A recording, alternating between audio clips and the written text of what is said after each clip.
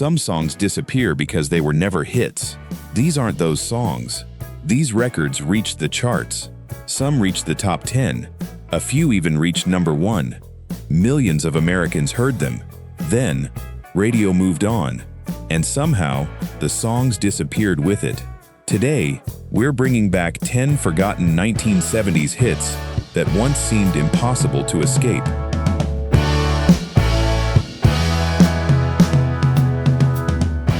But I kinda like the music. Number 10. Never Been to Spain. Three Dog Night. You probably remember Three Dog Night, but you may not remember this hit. And they sure know how to use it. Never Been to Spain arrived in 1971, during one of the band's most successful periods.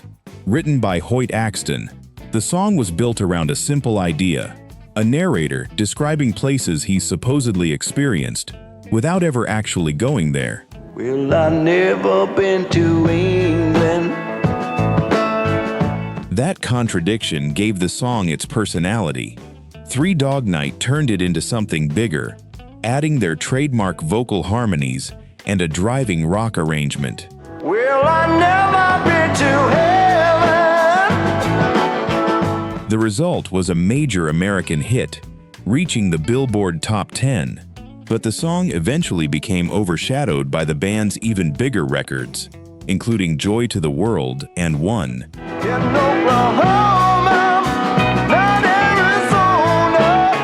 That's probably why Never Been to Spain feels strangely familiar today. You recognize the melody, you recognize the voice, you may even know the words. But the title? That's where the memory gets a little fuzzy. Tell me I was born there. What does it matter? Spirit move me every time I'm near you. Number 9. Could It Be Magic? Barry Manilow. Before Barry Manilow became one of the biggest adult pop stars in America, there was Could It Be Magic. Sweet Melissa, angel of my lifetime. Released in 1975, the song was unlike the straightforward pop hits surrounding it. Its dramatic melody was inspired by Chopin, while Manilow's arrangement transformed that classical influence into an emotional pop ballad. Baby, I love you, come into my arms. The recording wasn't an immediate blockbuster, but it became an important early step in Manilow's career. High up where the stallion meets the sun. The song eventually reached the Billboard Top 10, establishing the sound that would become one of his trademarks: sweeping arrangements, theatrical emotion, and a melody designed to stay with you.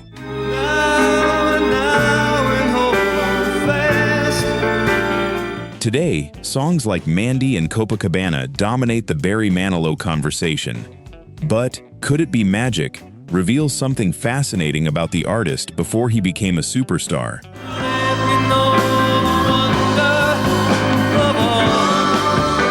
He wasn't simply writing pop songs. He was building little pieces of drama.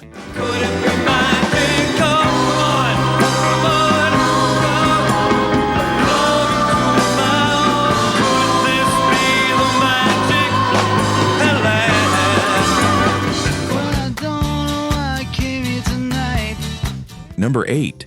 Stuck in the Middle with You, Stealers Wheel. You know this song, but there's a good chance you don't immediately remember the band. I'm so scared in case I fall off my chair. Stuck in the Middle with You was released in 1972 by Stealers Wheel, a Scottish group formed around songwriters Jerry Rafferty and Joe Egan. The song sounded playful, almost carefree, but its creation was much more deliberate. It's so hard to keep the smile from my face. Losing control, yeah. Rafferty and Egan had written it partly as a parody of the polished sound of famous singer-songwriters of the era. Yet the joke worked so well that it became a genuine hit. The single reached the Billboard Top 10 in America. When you started out with nothing and you found that you're a Its unusual rhythm, catchy chorus, and almost conversational vocal made it instantly recognizable. And then came something neither songwriter could have predicted.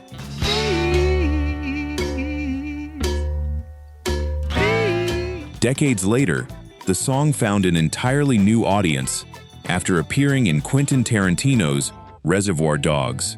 So this isn't really a forgotten song, it's a forgotten band, and that's an important difference. And I'm wondering how I'll get down the stairs. You and I getting there with you. Walked into the room. There was voodoo in the light. Number 7. So Into You, Atlanta Rhythm Section. Some songs don't need a huge chorus to become unforgettable. They just need the right groove.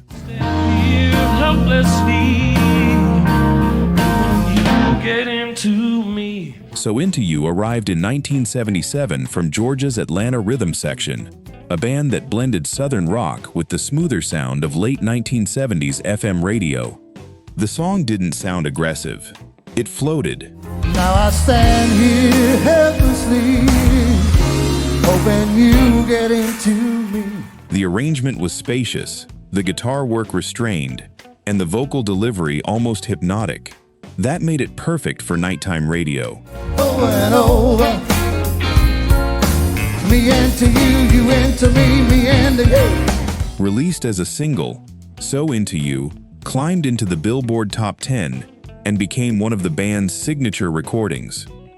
Yet Atlanta Rhythm Section never achieved the lasting mainstream recognition of groups like Eagles or Fleetwood Mac. When you walked into the room, there was voodoo in the back. So their biggest hit gradually became something of a radio ghost. For longtime listeners, though, those opening chords are enough. You don't need to remember the band. You don't even need to remember the year. I am so into you, baby. I can't get enough now. The moment the song begins, you're back in the 1970s. Come on, listen, baby. Driving me crazy, driving me crazy.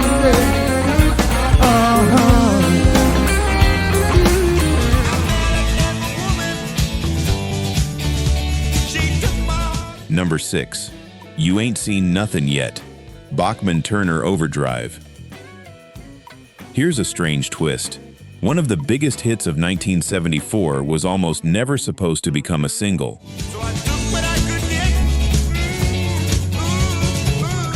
You Ain't Seen Nothing Yet came from Canadian rock band Bachman-Turner Overdrive, led by guitarist and songwriter Randy Bachman. The original recording featured Bachman's unusual stuttering vocal delivery. He didn't intend to release that version. It was basically a studio experiment.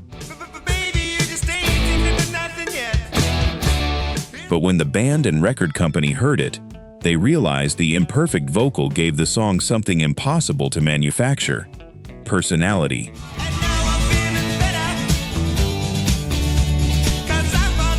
The single exploded. It reached number 1 on the Billboard Hot 100 and became BTO's signature American hit.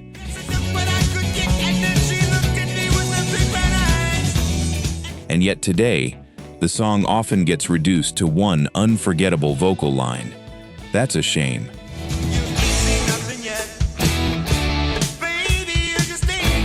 Because underneath that famous stutter is a remarkably tight rock recording with one of the decade's most recognizable riffs.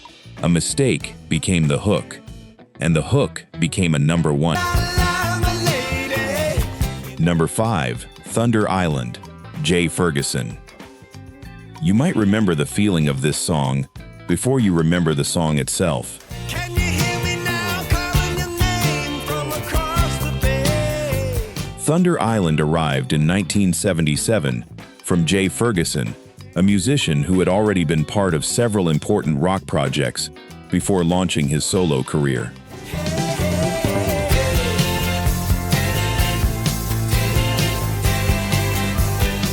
The recording had everything that defined late 1970s radio: warm guitars, smooth vocals, big production, and just enough drama to make it feel cinematic. She was the color of the Indian summer, and we shared the hours. The song became a major American hit, reaching the Billboard Top 10. But Ferguson's career never developed into the kind of superstar story that followed artists such as Fleetwood Mac or Eagles. And that may explain why Thunder Island slowly slipped from everyday radio rotation. Blinded by the lightning, we rode the storm out there on Thunder Island. Listen to it now, though, and the atmosphere is unmistakable. It sounds like driving somewhere with the windows down, with no particular reason to hurry. Both our bodies drying in the sunshine, sweet sunshine. That's the strange power of forgotten radio hits. Sometimes they don't bring back a specific memory. They bring back an entire feeling. So, sha-la-la-la-la-la, the lady, goodbye Thunder Island. You missed the boat that day, left the shack. Number 4. Lido Shuffle, Boz Scaggs. The first few seconds of Lido Shuffle tell you almost everything you need to know. This isn't a sad ballad, it's a getaway. But that was all he missed, and he ain't coming back. Released in 1976, the song came from Boz Scaggs, a singer and songwriter whose career stretched across rock, soul, R&B, and sophisticated pop. Next stop, Chi-Town, Lido, put money down, let him roll. Lido Shuffle combined all of those influences. There was the rhythm section, the horns, the piano, and Scaggs' relaxed vocals sitting perfectly in the middle. One for the road. Lido. The song became a major American hit, reaching the Billboard Top 20, while Scaggs' album Silk Degrees became one of the defining records of the era. One more job is gonna get one last shot before we quit her. But over time, other songs from the album became more closely associated with Scaggs' legacy. Lido Shuffle gradually became a record people recognized without always remembering the artist behind it. Lido be running, having great big fun until he got that dough. And that's exactly the kind of forgotten hit we're looking for. Because once that rhythm starts, you know you're listening to something from 1976. Lido. Oh, he said one more job is gonna do it. One more time. Number 3. How Much I Feel, Ambrosia. This song sounds like it should have been remembered forever. Instead, it became one of those records people rediscover by accident. How Much I Feel was released by Ambrosia in 1978 and became the band's biggest American hit. At first listen, it sounds like a straightforward breakup ballad, but the performance is much more sophisticated. Arrangement gradually builds tension, while David Pack's vocal moves between restraint and desperation. The narrator knows the relationship is falling apart, but he still can't let go. That emotional conflict gave the song a depth that went beyond the typical radio love song. How Much I Feel reached the Billboard Top 5, firmly establishing Ambrosia as one of the era's successful album-oriented rock acts. The decade ended. Music changed. The band faded from mainstream attention, but the recording remained. And when you hear it again decades later, one thing becomes obvious. Ambrosia didn't make a forgotten song. They made a song people simply stopped playing. Time was drifting, that's right, we got to roll. Number 2. Couldn't Get It Right, Climax Blues Band. For a brief moment in 1977, Climax Blues Band had one of the biggest songs in America, and today, many people couldn't tell you who recorded it. Restless feeling, really got a hold. Couldn't Get It Right was a surprisingly polished record for a band whose roots were firmly planted in British blues. The song traded much of that rough blues rock sound for a smooth, catchy groove that fit perfectly alongside the biggest FM hits of the decade. And I kept on looking for a sign in the middle of the night, but I couldn't see the light. The result was enormous. The single reached the Billboard Top 10 and became the band's biggest American success. Getting down, so deep I could drown. But the success was difficult to repeat. Climax Blues Band never became a household name in America, and eventually the song slipped out of regular radio rotation. So I'm looking for a sign in the middle of the night, but I couldn't see the light. That's what makes it such a fascinating, forgotten hit. For a few months, millions of people knew exactly what it was. Then the music industry moved forward. The band moved with it. The audience did too. And one of the biggest songs of 1977 quietly became a memory. So I'm looking for a way to take me through the night. Couldn't get it right.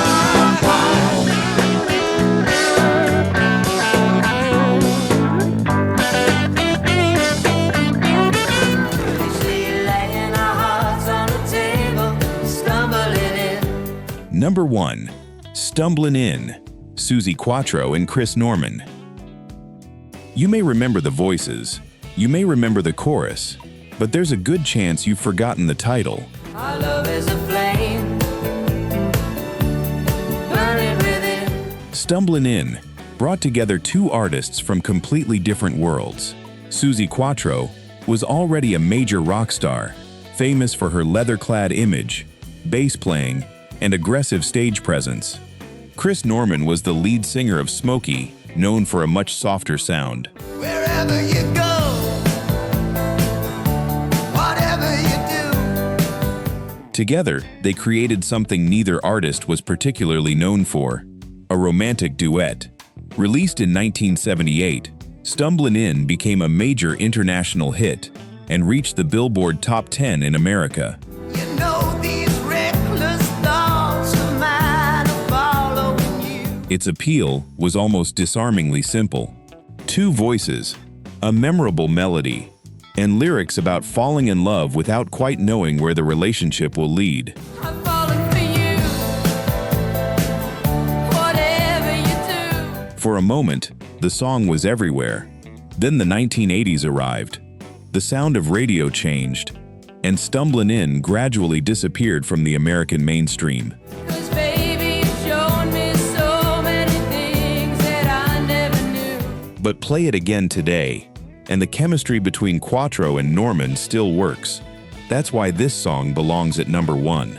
Now and then, firelight will catch us stumbling in. Not because it was the biggest hit on the list, but because it captures exactly what a forgotten radio hit is supposed to feel like. Familiar, distant, and suddenly unforgettable again. Our love is alive,